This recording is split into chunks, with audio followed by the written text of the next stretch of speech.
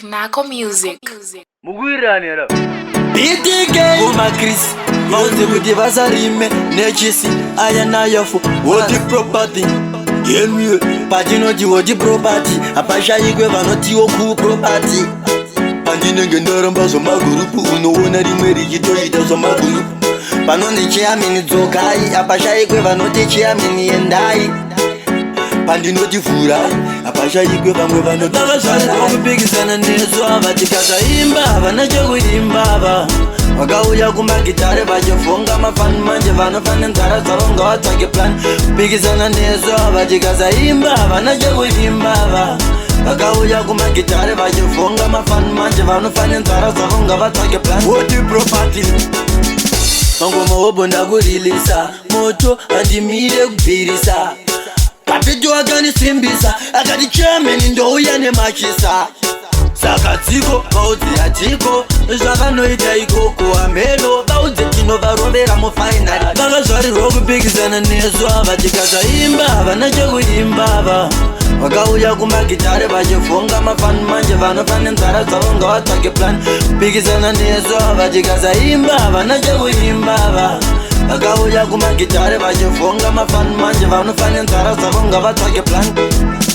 Pachinoti wodi property apashayikwe vanotiwo ku property Pandinenge ndaramba zvomagurupu unoona rimwe richitoita zvomagurupu Panonzi chairman dzokai apashayikwe vanoti chairman yendai Pandinoti furai apashayikwe vamwe vanoti vakazvarirwa kupikisana nesu ava tikasaimba havana chekuimba ava vakauya kumagitare vachifunga mafani manje vanofane nzara dzavo ngavatsvake plan kupikisana nesu ava tikasaimba havana chekuimba ava vakauya kumagitare vachifunga mafani manje vanofane nzara dzavo ngavatsvake plan wodi property mangoma wobo ndakurilisa moto handimire kubvirisa Kapitu akanisimbisa akati chairman ndouya nemachisa Saka dziko vaudze atiko zvakanoita ikoko amheno vaudze tinovarovera mufainari vakazvarirwa kupikisana nesu ava tikasaimba havana chekuimba ava